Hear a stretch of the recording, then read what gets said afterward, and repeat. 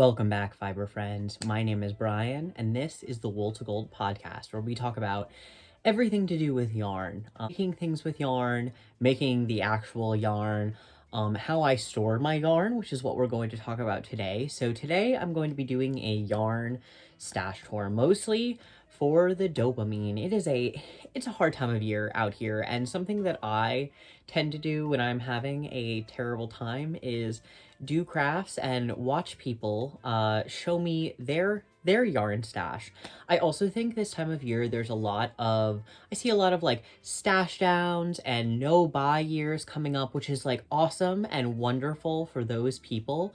However, I'm someone with I think what I would consider, and I think what a lot of people would consider, a fairly small yarn stash. I would like to build up my collection to something that is like stash beyond life expectancy is sometimes what it's called.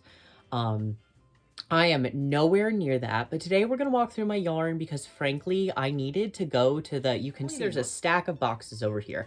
I keep fiber on this side and yarn on that side.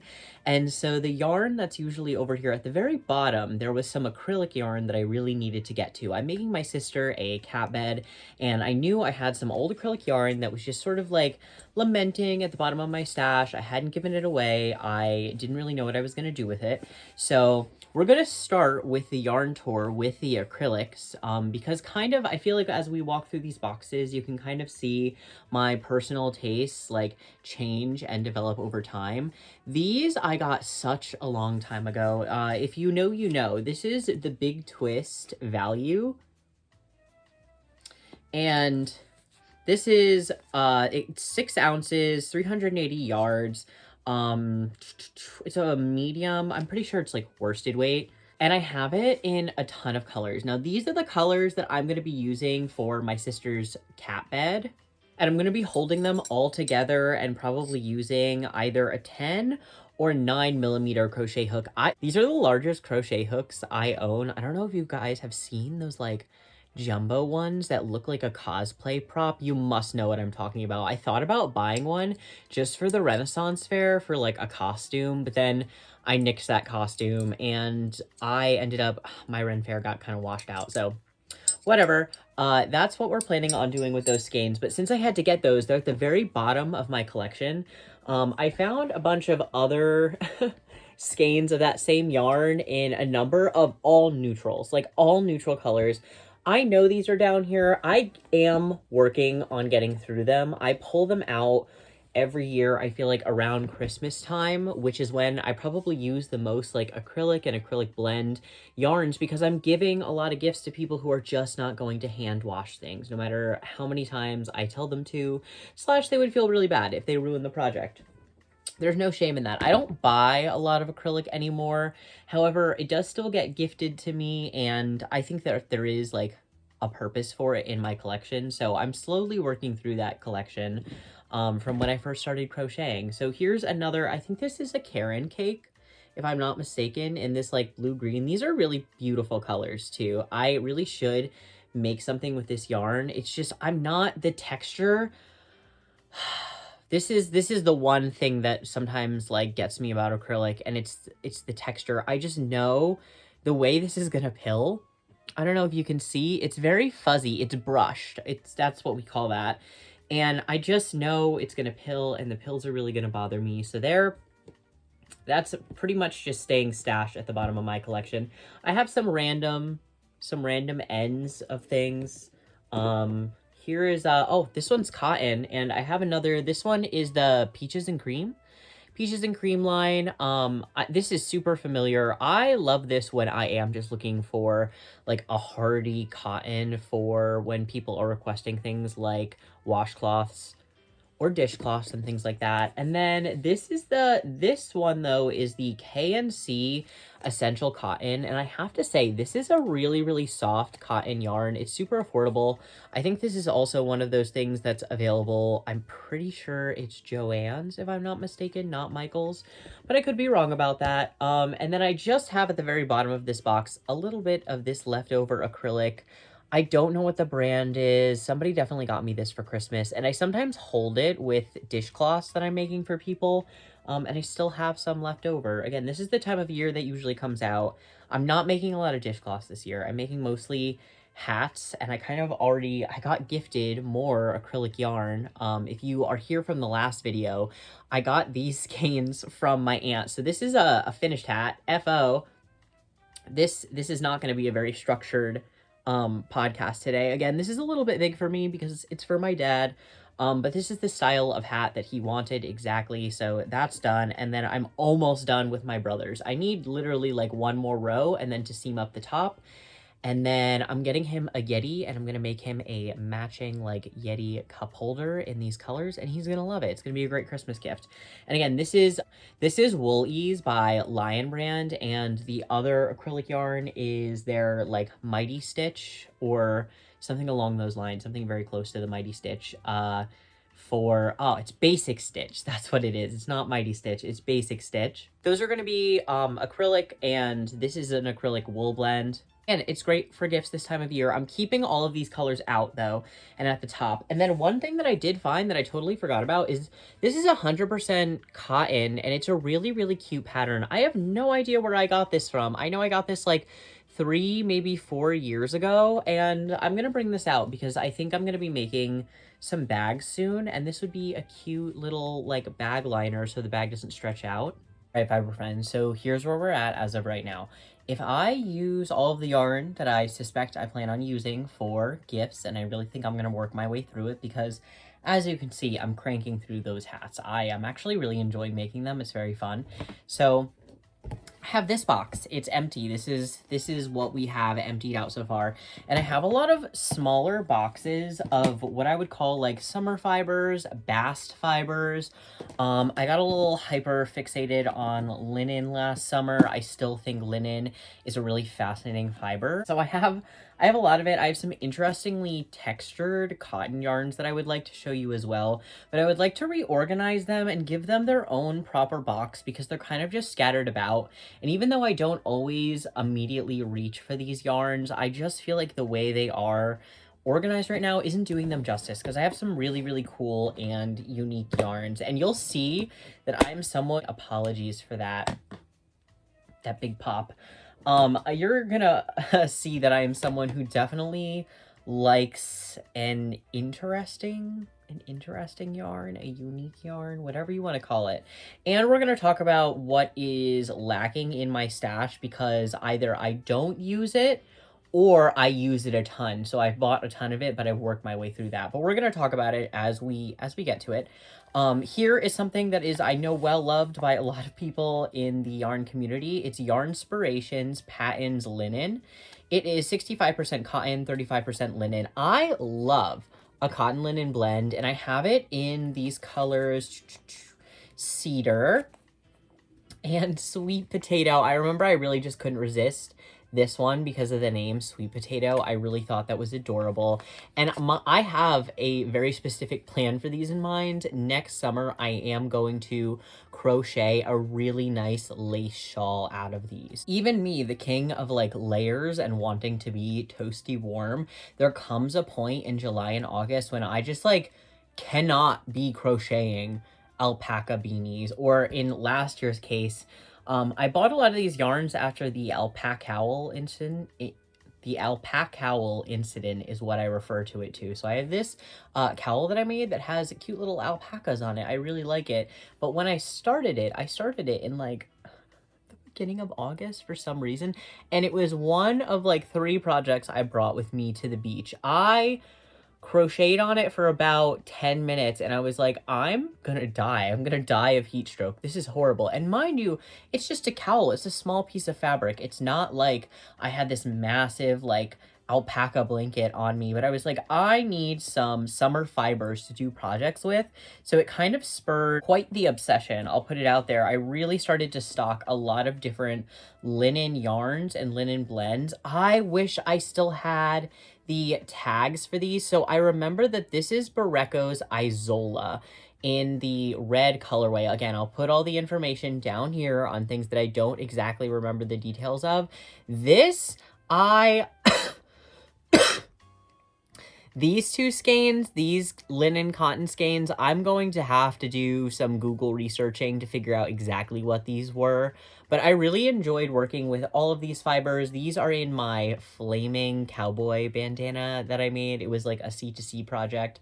And I still have these scraps left. I don't really know exactly what I'm going to do with the scraps, but we'll see. Maybe they'll end up in that lace crochet. They're not exactly the right weight, so they probably won't end up in there. Here we have some of Juniper Moon's. This is their chain net linen construction.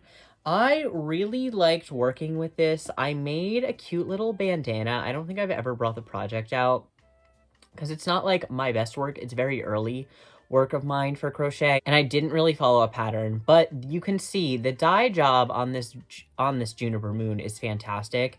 And the cool thing about linen is the more you wear it and the more you wash it, the softer it gets.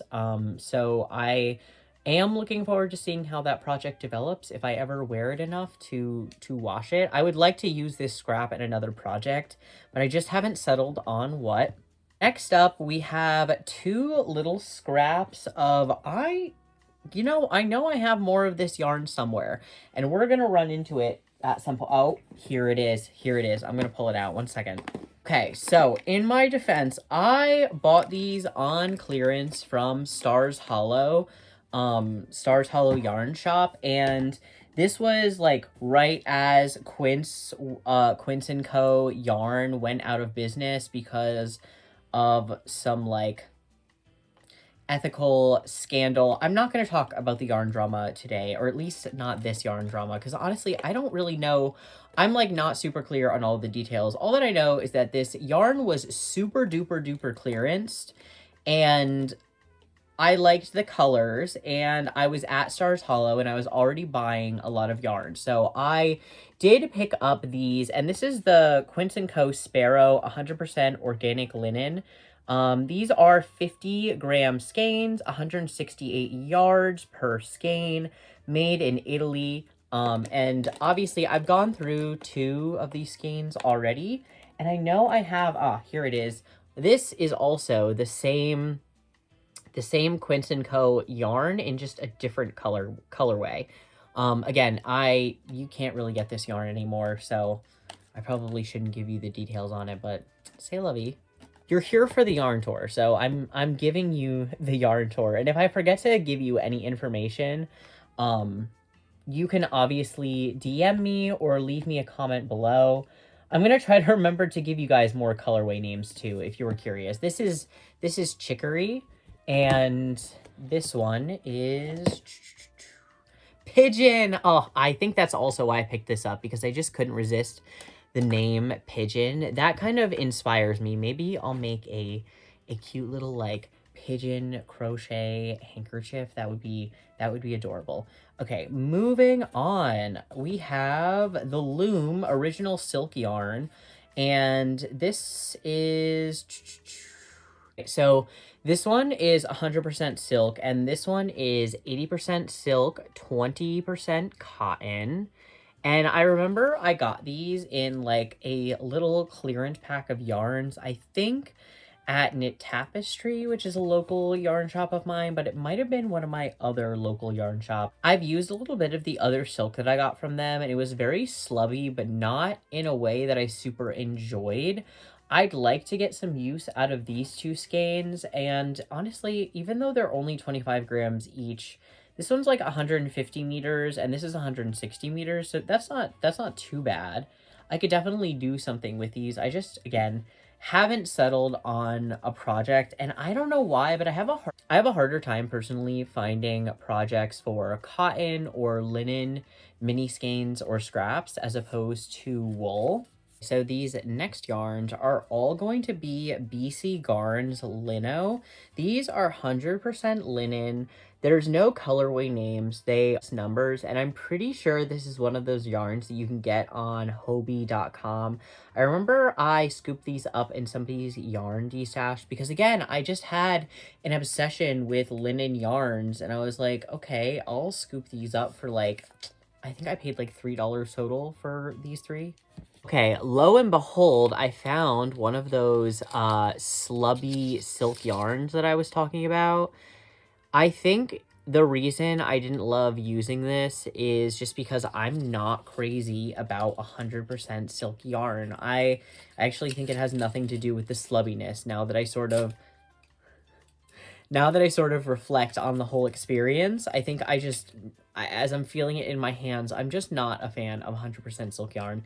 So I think I kept on trying to find a project to hold this with in hopes that that would make it better, but I just don't love the texture of it, and maybe it's time to pass this off because there are some things that are exiting my stash, and maybe this needs to be one of them. I'll gift it to a friend or something like that. I have all of these adorable little, I think you call them bonbons, if I'm not mistaken. They're Lion brand 100% cotton bonbons. I don't know why I bought these. I don't know what I thought I was going to do. I actually do. When I first got into crochet, I was like, "Oh, I have attention issues. I'm probably going to love making amigurumis because that's what they suggest." No. No. No. I am a lot of things, and I respect the hell out of the amigurumi community, the amigurumi baddies. Please don't think I am, like, speaking ill of you. It's like you have a skill that I wish I had, but I alas do not. I am not good at making amigurumis, or no, I just don't enjoy it. I just don't enjoy it. It does not bring me joy, and that is okay. So I think that was a really short-lived dream of mine. You won't see a lot of other remnants of those projects in my stash anymore. These are two really interesting skeins, at least in my opinion. They're 100% cotton. I think the brand is like Adirondack Yarns or something like that. I'm gonna have to do some Googling because I don't think I have the labels for these either, but I just think the dyes are beautiful. I'm pretty sure I got them at Nitty City in New York City. I had planned on making some art yarns with these, but now I'm feeling like maybe they should go in their own project. I'm not really sure. I haven't settled on anything yet. I would like to spin up some more boucle yarns of my own. That's a project for another day. So, the Adriaphil Rafia yarn, and again, this is 100% wood pulp, so it's like 100% paper, and it has that lovely crinkle to it. And I bought this because I wanted to make a little itty bitty project with this, and then compare it to these really stunning Noro yarns that came out, I believe, last summer. Colors that I have, it's Japanese traditional art paper enhanced with French linen, so it's 69% linen, 30% paper, and 1% polyamide. This is color 19, this one is color 9, and I really just fell in love with these. I thought they were stunning. Every project that I've seen anybody make with these yarns has been awesome, and I really wanted to make like a bug themed project with these. I just never settled on anything. I also don't wear a lot of hats in the summer, and maybe I need to change that and just like crochet myself a bug hat. Maybe that would make me wear it. And now we've made like a nice amount of space, and there's still some space in this bin, so I am gonna put in, I have this bowl that I keep on my bedside, and it usually has some like yarn that I plan on working on, and I've just had these skeins sitting in this yarn bowl for essentially since the summer. I bought these to try to make something for Pride, and then I just did not crochet them in time. They are Concept by Katia Cotton Merino Volume Extra Fine Merino Wool. So this is sort of the construction. It's like a chain net cotton construction, and the merino is blown through it, and it definitely has a thick and thin tendency, which I usually like, but I just don't think that for the project that I was planning on using these for, it really was not appropriate. And then the way these colors ended up looking in the project was just not the way I thought they were going to look. It was not the vibe. Certainly not for that year's Pride. They have been lamenting in this yarn bowl, and I want to fill the yarn bowl with actual yarn that I plan on using sometime soon. And because these are like a cotton merino blend, I am going to put them in this box because, controversial take, I wear like wool cotton, and if you can find it, like a wool linen blend in the summer is honestly delightful. Okay, and these two skeins of yarn have literally just been like jumping from box to box because I have had nowhere to put them, but I have settled on putting them in this summer box now because they are 100% silk. It's sari ribbon. I plan on using it because I only have 25 yards of each of these colorways. This is Black Cherry, and this one I think is just called Multi. And it's by Frabjuice Fibers. I don't know how exactly to pronounce that. But I also think I got this one at Nitty City, and I don't know, it's reclaimed sari ribbon, and I just thought it was really beautiful. Some of this one has like patterns. You can see. It's just like, it's beautiful. I think these are beautiful, and I know that I'm saving them for just a special project. I think the multi-color scheme is just so fun, and I know that there's a bag that is going to be made at some point, and maybe I'll make the strap or the handle out of these because it'll be super duper strong. Going in the summer box too because there's plenty of room. Okay, fiber friend, so you might be able to tell, but it is the next day. I got overwhelmed by sort of going through all of the yarns, and all of a sudden it turned into needing to sort of rearrange the whole fiber stash. Now, did I rearrange this whole area? Absolutely. I'm actually much happier with it now. In that time while I was gone, I blended together and spun up this really beautiful beaded yarn that I've made here. It has wooden beads in it. It is 1-ply Cheviot plied to silk mohair with some of these star beads, and then some blended together the rest of that Cheviot with some like rainbow bits and bobs. I'm calling it Queer Joy. It makes me very, very happy. I just needed a dopamine spin. I'm, again, very happy with the rearranging. We're going to continue with the yarn tour, but things are a bit more organized now, and I'll walk you through the logic that I had while rearranging these. So next up was probably the hardest part of reorganizing my stash, which was these smaller boxes that had mostly scraps, which the way I ended up organizing them was not the way that I expected. And then also reorganizing one of my to-do yarn bowls. So I don't really work out of yarn bowls. A lot of the times they're more of a decorative piece for me, where I put things that I'm planning on casting on or I'm planning on working on again, yada, yada, yada. My main one had gotten, frankly, out of control. It was overflowing with tags that I really need to organize. I kind of want to take all of the fiber and yarn tags that I've ever used and put them in like a collection book instead of just hoarding them with no purpose, because that is not good. So we're going to tackle that project at some point. I have them set away in an organized little bag now though, as opposed to kind of just with no order in my yarn bowl.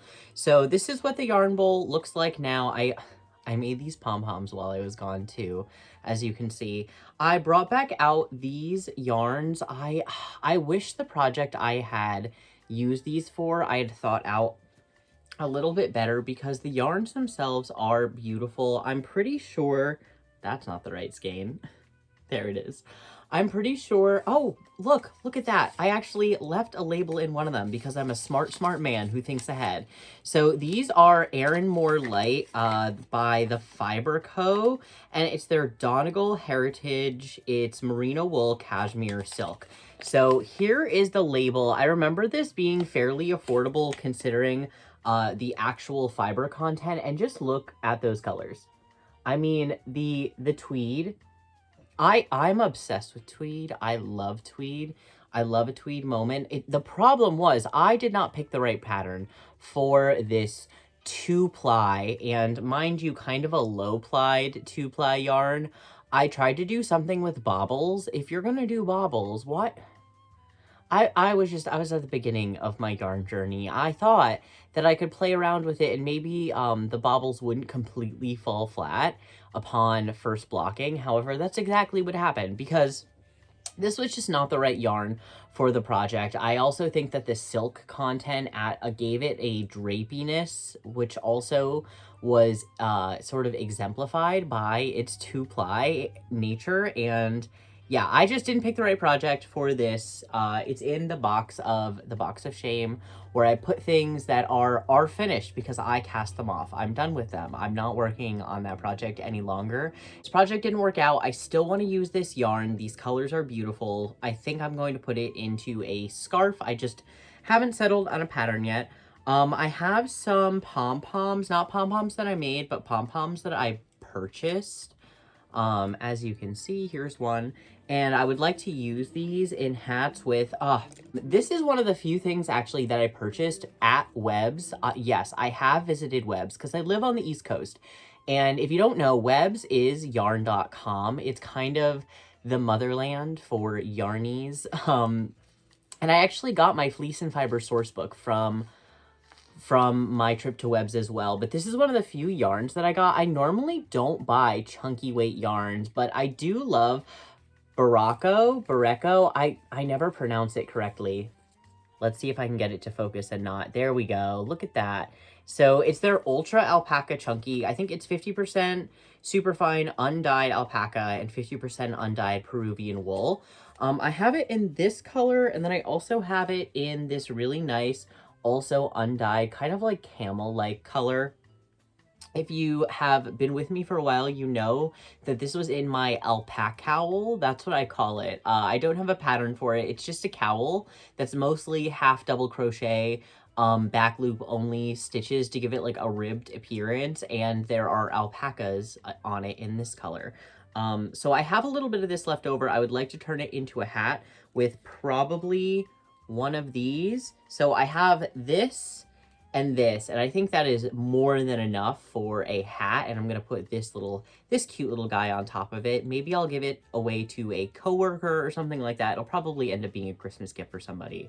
And then of course I have one skein of, or one cake, I guess, of that Swan's Island fiber that I have. So I put it all in a single box together because I wanted to keep this consolidated. I felt like having the loose cakes just everywhere. They were like haunting me. And I'm someone who, if I feel like something is sort of like burdening me, that I'm never going to tackle it. So I like the idea of having a lot of this yarn sort of put away, but then I have one skein of it so that when eventually, I know that at some point I'm going to want to cast on this project. Probably when I finish all of these holiday hats. I think I'm on a holiday hat kick. I'm having a lot of fun doing them. I can bring them absolutely everywhere with me. It's been a hoot, frankly, but once I'm done with that, once my brain is settled, I'm going to want to cast on something a little bit more complex, and I think that's when this cardigan is going to come in. So that's what we did with one of these little boxes. Now, as I mentioned, a lot of these boxes housed my scraps before, and one of them is still housing my scraps. So this is the rest of my scraps that I have. You'll notice that a lot of this is DK and fingering weight. You might recognize some of these colors from previous projects. You might not. I have honestly no idea what I'm doing with a lot of these scraps, and I'm okay with that. This is not a lot of scraps, I think, compared to a lot of other people's, because I do use a lot of my scraps in like scrappy projects.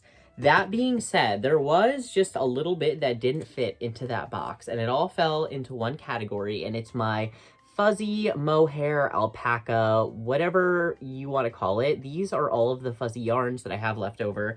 I have the ittiest bit of this green. And what I decided to do is, because I don't have a ton of this, and I do like to make art yarns / beaded yarns with things like this, and I've been making a lot of beaded yarns lately, I'm putting them in this cute little crocheted sack that I have, and I am going to hang it next to my spinning wheel because I feel like I'm going to want to reach for them sometime soon.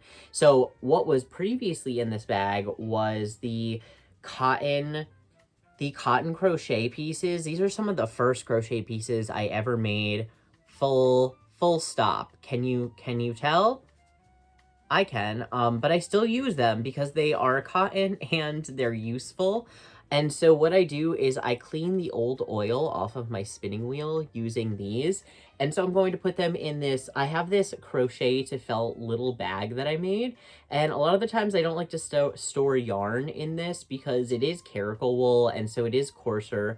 And I worry about the caracal hairs sometimes coming off on some of my like gentler, softer yarns. So what I do is I put hardier things in there, and I'm going to put these little cotton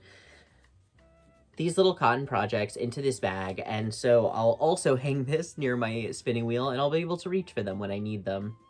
Okay, so moving on with the last small box. So I have worked through, I use a lot of my hand spun yarn because it's beautiful and it's fun to use. And I highly recommend if you just hoard your hand spun, don't do that. Use it in projects. It's wonderful.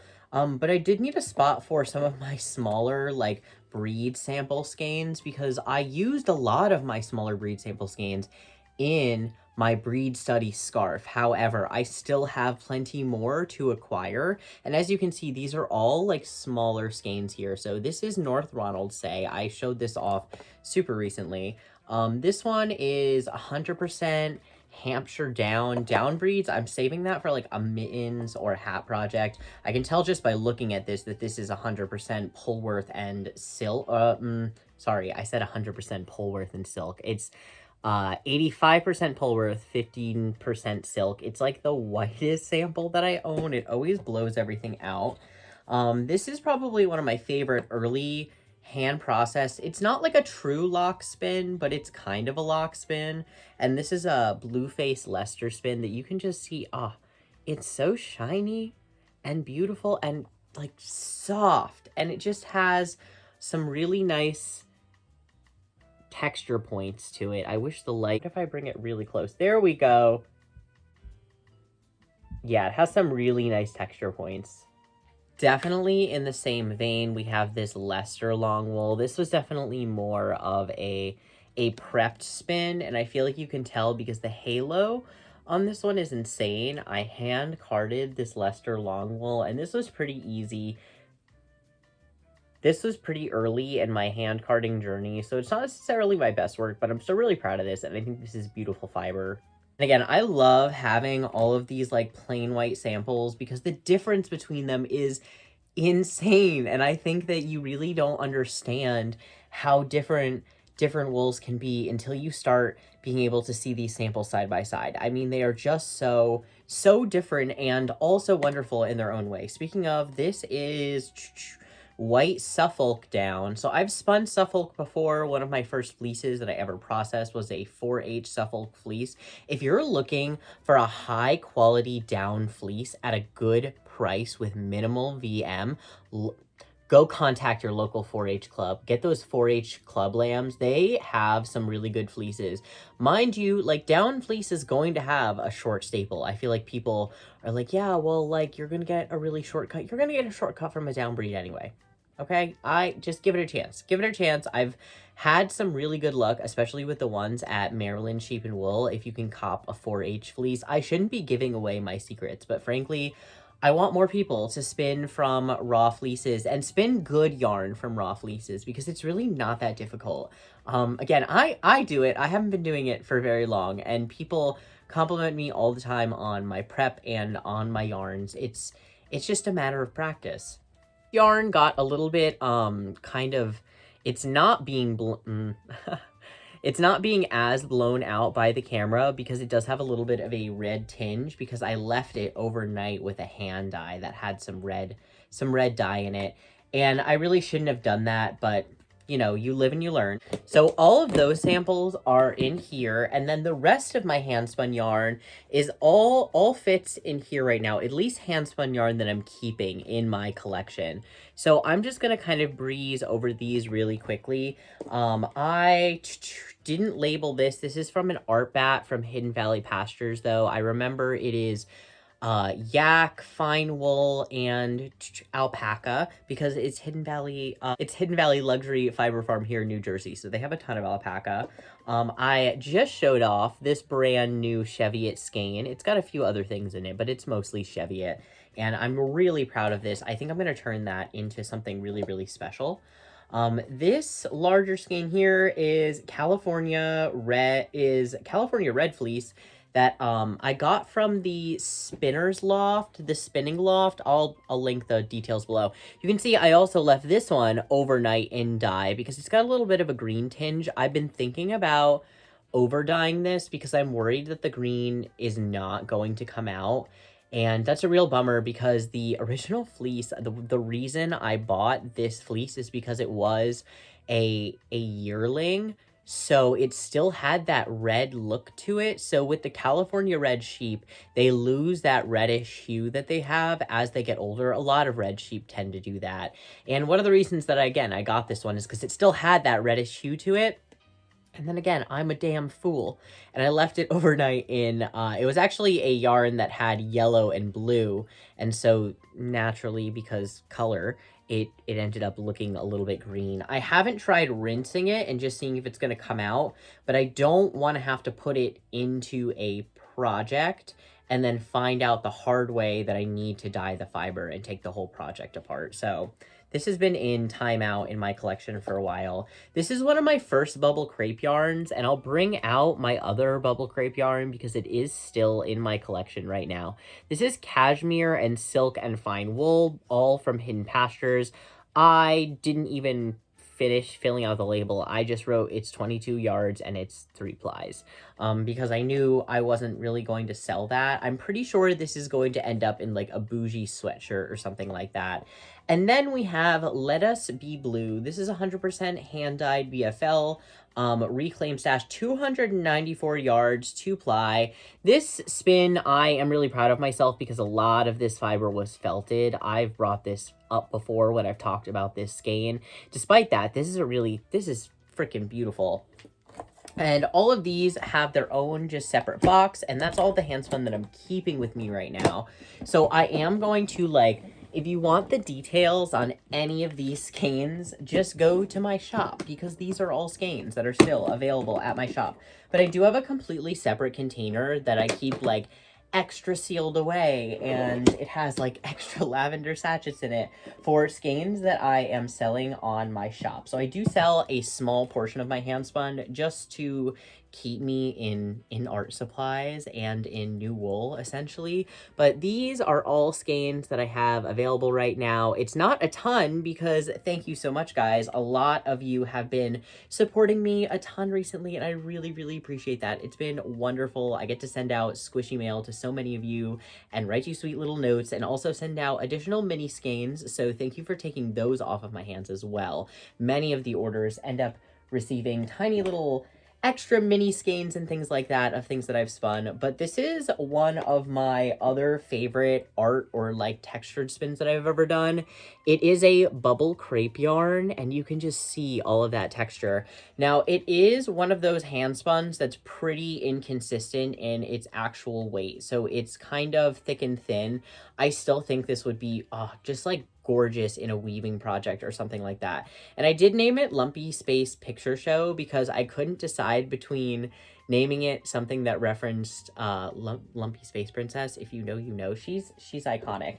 And I also really love Rocky Horror Picture Show because a lot of people were saying that the black alpaca looks like fishnets, which I totally agree. If you're curious, this is the black is alpaca, and then all of the rest of it is fine wool braid from Xander's Cottage. I am going to bring up the names of these two as well because this one's BMO is Yarn, and this one is You and Me in the Wreckage of the World, which I just love Adventure Time. It's a good show. It's great. But I have some yarns in these containers as well. Again, we're talking about stash. These technically aren't stash, but they are yarns that I have in my possession. So that's that for Handspun.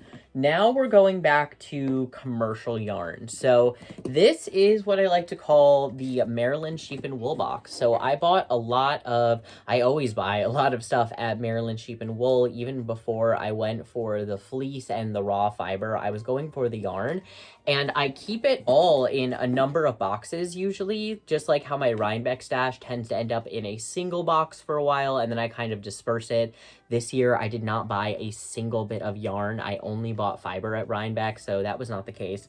But this is the last of my Maryland Sheep and Wool yarn, and I love that it's such a small box because it shows you how much of the yarn that I love to use my farm yarn, and I really do like to burn through it.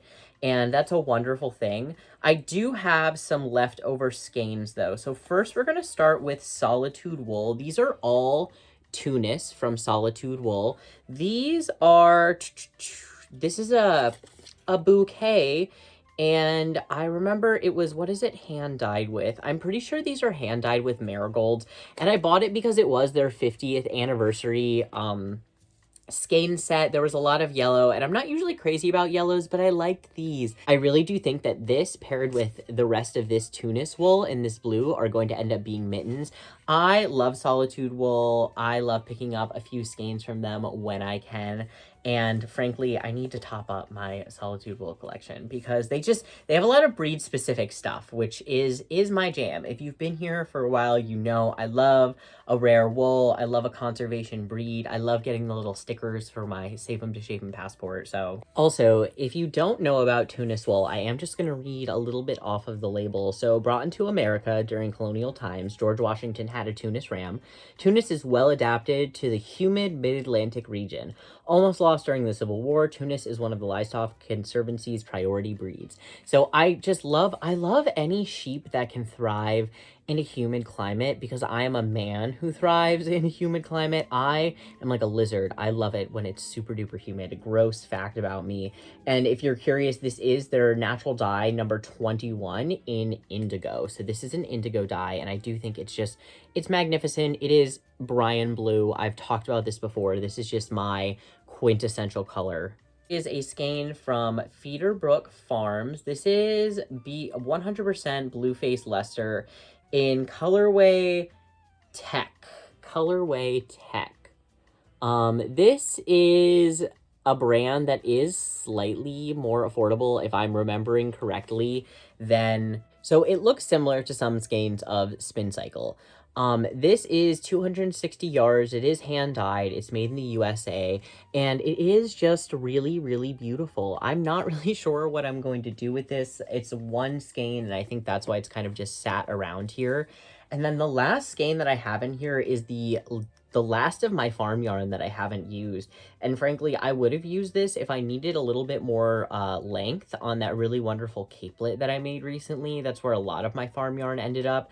However, I do still have this one skein of yarn from Blackberry Field Farms, their Leicester Longwool. So I really like Blackberry Field Farms yarn in terms of getting a long wool yarn that is spun in a way that's not super duper coarse. So they do a good job of not adding too much twist to their yarn.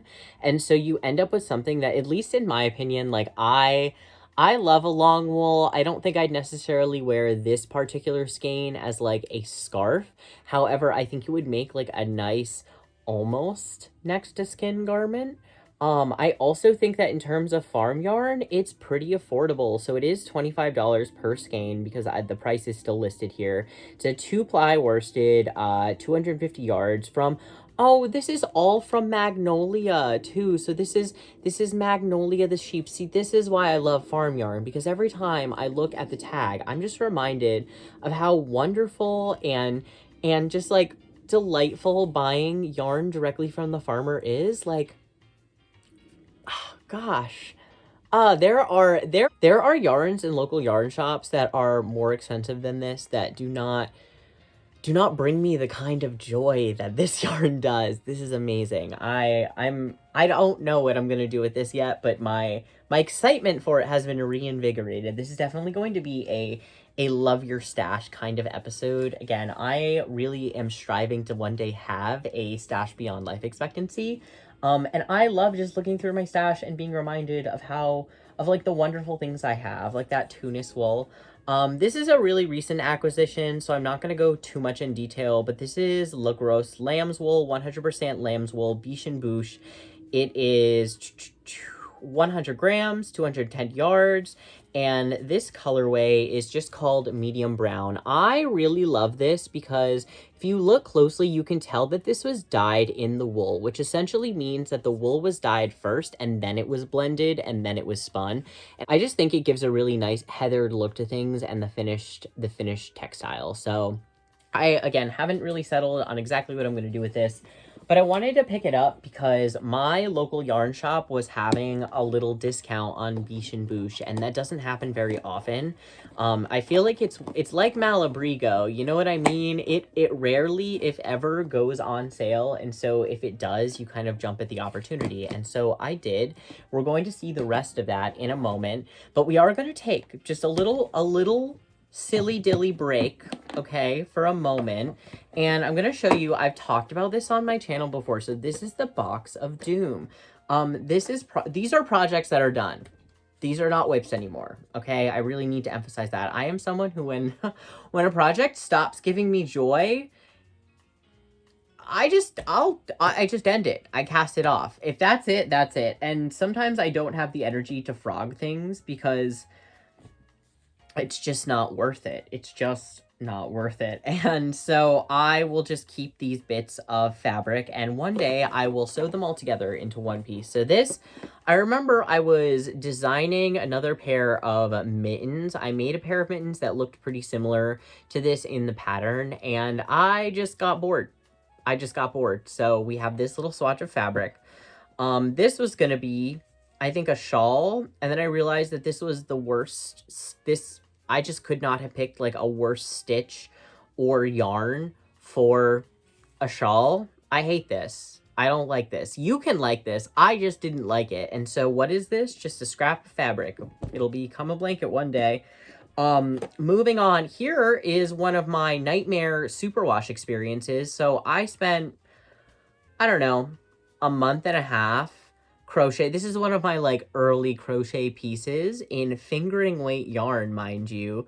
And I really loved these colors. I thought it looked like a frog. And I was like, once I block out the top, I'm going, like the main piece of it, once this is all blocked out and finished, what I'm going to do is make little like frog eyes for it or something like that. Yeah, that never happened because superwash yarn, I'm under the impression that you're just able to throw it in the washer and dryer. And I was much gentler with it than that when I was blocking it out, right? I washed it in some like warm water, but I didn't even really agitate it. And I blocked it really gently, and it just never blocked right. Never blocked right. I even followed a pattern for this. Isn't that a joke? Isn't that so funny? I almost never use patterns for my crochet projects now, ever. Anymore. I really prefer to like freehand things or figure out construction myself or use a pattern as like a jumping off point. I followed like an exact pattern for this, and I'm so utterly disappointed with the way that it came out. It was even for fingering weight. It wasn't even something that I substituted for. So this is what has cultured my distrust of superwash yarn. I don't know what happened here. As you can see, it's stretched one way, but not the other. Blanket. These are mittens that I made that I just decided when I almost finished them that they were ugly. I just decided they were ugly. This is before I really knew much about dyeing, and I didn't know anything about scanning up yarn and how dye jobs translated to finished textiles, especially when it comes to crochet and knitting and highly variegated hand dyes. So this was just like, this was a me mistake. I didn't even spend that much on this yarn, I'm not gonna lie, but these are ugly. Or at least you don't have to think they're ugly, but I think they're ugly. And I tried to save them so many times. I remember I held some Barreco. I don't remember what exactly the yarn is. However, I know it's somewhere in these boxes, so I'm sure we'll talk about it. It'll come out again. And then, oh gosh, this small dyer is already out of business too. This was a dyer that was kind of local-ish to me, so I'm not gonna plug the details on that. And yeah, that's blanket. And then we have, this was probably my, like, second crochet project, full stop. I was trying to make, my little niece, Elsie, a blanket before she was even born, and I picked up this yarn from Michael's, and I don't hate it, but I got bored. It was just single crochet. This was before I knew how to count. You can tell. I couldn't count. I've lost and gained a lot of stitches in these rows. And so this, again, blanket.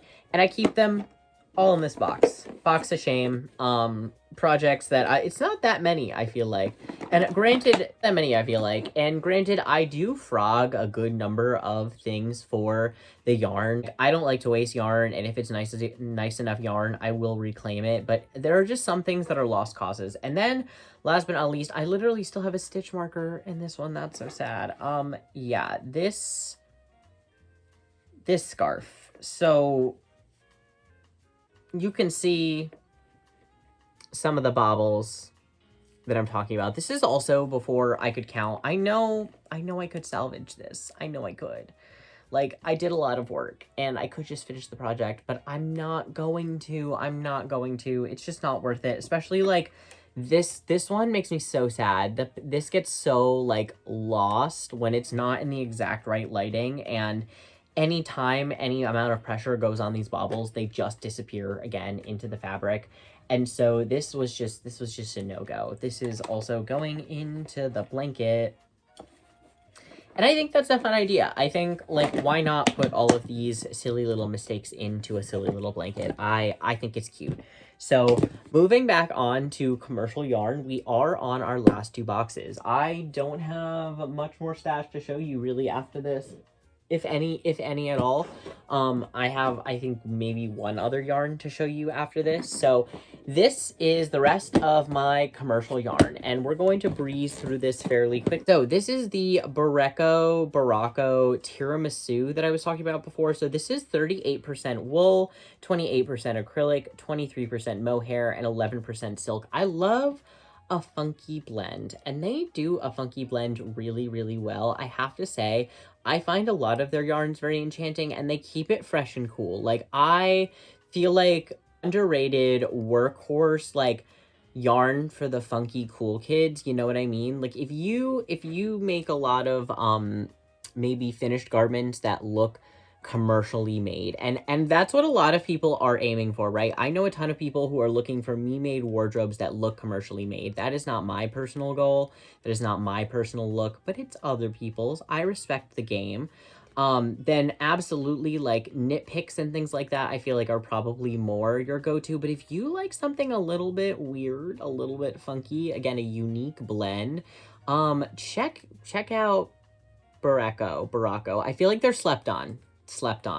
Tiramisu is a really interesting little cake. It is 50 grams, 137 yards. I have it in this blue color and in this green. As you can see, I thought this, because look at how beautiful this green is. Like, okay, the colors and the dimension and the fuzz, and I remember the price point was great on these as well. It's why I remember I picked up this one first, and then I went back for this other one because I was like, that blue is haunting me. I'm going to want it for a project. I still haven't really decided what to use it, but I do think it's a really good, like, ripoff, or not a really good ripoff, but it reminds me of another well-loved thing. So this is the only other skein of Noro that I've ever purchased. This is Noro's Silk Garden. It is 45% silk, 45% mohair, 10% wool, 50 grams, 100 meters. It's single ply, it's a thicker weight. All Noro dye jobs are fantastic and wonderful and unique. But I don't know what I'm gonna do with just one skein of this. Maybe it'll become like a headband or something like that. I should probably leave this out for a Christmas gift for somebody. Maybe we're gonna do that. And it's not a, like, exact ripoff, but I do think that you could probably pull off similar looks for a cheaper price point with this yarn. So these are in here. Another really, I think, underrated yarn for kind of like a budget price, but you can get some more interesting yarns from them, is Chaos Yarns. And this is my other skein of the organic brushed alpaca. So I use this in Gracious, which is like an orange rust color, for those sleeves that I made recently. And I got this at Knit Tapestry for $9. Which is, again, not bad. And it is 25 grams, 225 meters. So not a lot of weight, but you get a lot of yardage. And what is this blue color called? Intuitive. That's what this teal is called. It's called Intuitive. And I just think it's really pretty. And again, it's got that fuzzy look to it. If you like mohair, but you can't wear mohair for whatever reason, but alpaca is your thing, then that's a really great option. I mentioned before, I do have these skeins of Biche and Bouche. This is the La Petite lamb's wool in blue, green, and very light blue. Not super exciting names. I love this color. I'm obsessed with this like petrol, like green, blue type of like grayish color. I want everything in this color recently, and it's taken a lot of self-control to not just buy a sweater's worth of a ton of different bases in this very color, because I don't have the funds for that. That's not in the books right now. But I do love this. It's 30% mulberry silk, 70% super kid mohair, made in Italy, 25 grams, 210 meters, or 230 yards. So super beautiful. I do have plans for specifically this skein, and I'm going to keep them to myself. You guys will see that cast on when you see that cast on.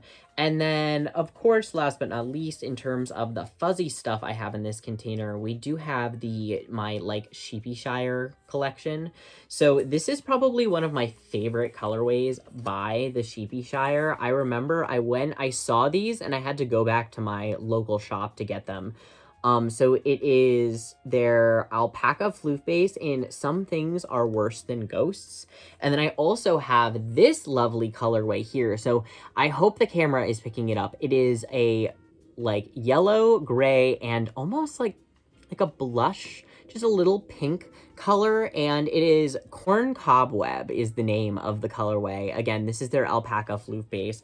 I just really think that these colors are freaking outstanding. I don't plan on using them in the same projects. I'm not really sure exactly what I'm going to do with them yet. I have plans for kind of a really interesting shawl with these maybe, but we'll see how it develops. All right, so we have these awesome 4 skeins of Scout from Kelborn Woolens. This is such a great sweater base. I really love this base. I think it's a great workhorse yarn. It's fairly affordable. I just like the variety of colors that they have as well. So the colorway that I have here today is going to be Driftwood Heather. It is 100% wool, and it is 274 yards, 100 grams. And I have 4 skeins of that with the intention of casting on some kind of sweater with those yarns. And it's probably to do like an interesting color work sweater with those, using my Handspun as the color work. They could end up in a sweater with a Handspun batch of yarn that I just like didn't have enough for exactly a sweater's worth. I promise that slowly but surely in the background, I have been working on some of my fleece stuff. You guys just haven't been seeing it because frankly, I can only talk about so much in one video. I feel like I can just go on and on and on. And so, you know, we'll touch base about the fleece stuff in a future video, most likely. Moving on, I've talked about this before. I don't remember exactly what the base is. I do know that it's from Green Mountain Spinnery, and it's a white-based yarn. It might be their organic Maine wool base, quite possibly, and I dyed it with logwood, if you're curious, which is a natural dye, and I just did it in sun dyeing. So I put the white yarn just in a glass container with the logwood and some water in the sun during the summer for like 3 days, and then I pulled out the yarn, and this is what I got. And speaking of, this was the other thing that I dyed in that batch. This is an early lock spin of mine that I'm still really impressed by. Early Brian did a really good job on this. This was not the easiest thing to spin on the Electric Eel Wheel 6 either, just because for all of the Electric Eel Wheel 6's benefits, it doesn't deal with highly textured, like almost boucle-like yarn like this. But look at that. Young Brian, and by young Brian, I mean like less than a year ago Brian, he had some ideas. He knew what he was doing. This is an Italian yarn that my parents picked up for me while they were in Italy. This is Lana Gatto, made in Italy, Calgary. This is a single ply. The colorway is 30614. That's the colorway name. It's part of the paper collection, whatever that means, and it's 100% fine merino wool. It is superwash. I didn't even realize that. That's good to know. That's interesting. I'm not really sure what I'm gonna do with this. These are not really like colors that I would normally pick up for myself. Not to say that they're not beautiful. I just don't wear warmer tones like this most of the time. And when I do, they're more like this colorway. I'll probably turn this into a gift for somebody else, but this is gonna sit in my stash for the time being. The last of my Madeline Tosh yarn, you know, I used to have a fairly big Madeline Tosh collection when I first started crocheting. But I don't find myself picking up a lot of it anymore. And that's not for any specific reason. I think I just buy from other hand dyers as well now, and I don't just like stock the Madeline Tosh wall at my local knit shops anymore. So this is Tosh Sock. It's 100% superwash merino wool, and the colorway name is Shroom with a View. I still love this colorway. I love this magenta color. I feel like I've been working with that quite a bit. Magenta and green together, I clearly think are a nice pairing. And I just think this is a beautiful little skein that I just didn't decide what I'm going to do with it. It's only one. It's 395 yards. It's super fine. I always dreamed of turning this into a really cute hat, but I never got around to it. And then, oh, I almost thought we were finished, but we have two last things, but they're in very, very similar colors. So this is Juniper Moon's Moonshine. It's a luxury blend of Peruvian Highland wool, extra fine baby alpaca, and organic silk. So 20% silk, 40% wool, 40% alpaca, 100 grams, 197 yards. It's single ply. And what colorway did I end up going with here? The label on the back just says color 16. And then last but certainly not least, in terms of my commercial yarn collection, I have these 4 skeins of Shelter. So these are by Brooklyn Tweed. I have it in the color Storm Cloud. I think each skein is 100 grams. It's 140 yards. It's worsted weight, and it's American Targhee Columbia wool. I just absolutely love these. I think if they had more skeins of this colorway, I would have picked up more of them, but all they had was 4, and I fell in love with them. I needed to have them. Again, I think this is probably going to end up in a sweater with some handspun or something along those lines. I really like pairing handspun with commercial yarns. I know a lot of people are kind of like, oh, I want like 100% handspun, you know, finished objects. And I do that as well. I love those objects as well. But sometimes you don't want to have to like spin a whole sweater's worth of yarn for like 100% handspun sweater every time. You know what I mean? You feel me? Alrighty, fiber friend, the last ball of yarn that I'm going to show you that isn't really in my yarn stash because I use it all the time is some handspun that I have that I actually use for putting labels on all of my yarn. So if you've ever ordered yarn from me or you've paid attention to some of the yarns that I skein up, a lot of the times I use this yarn as my ties. I just find it easy to notice. I am somebody who in the past, when other yarn companies, like commercial yarn companies, will tie the yarn with the same exact yarn that is actually being tied, I can sometimes like you cut the wrong strand sometimes, and that's really frustrating and sad. So I tie it with this yarn right here. It's one of those handspun yarns that I just didn't really have another use for, but now I've become really fond of it. I like seeing it on all of my handspun skeins, and so that is my last little yarn stash ball that I have. All right, fiber friends, thank you so much for watching my little yarn stash tour. I hope you had fun. This is one of my like favorite types of videos to watch on YouTube, especially when I am spitting or crocheting or something along those lines. Well, I hope you had fun. I hope you liked looking at my yarn. If you have any questions about any of the yarns that I talked about, you can always ask them below in the comments. Thank you so much for giving me the opportunity to toss my yarn stash once again, because I do think it's one of those things that is important to do, not just to make sure that you don't have moths or carpet beetles or bugs or just anything like that, but also just to remind yourself of what you have, remind yourself to be grateful for the stash that you do have in your possession, and just like a little reminder to love your stash. If you don't already follow me on Instagram and TikTok, I'll link that information below. And again, if you are interested in any of the handspun skeins that you saw, you can always check out my shop to see if they're still available.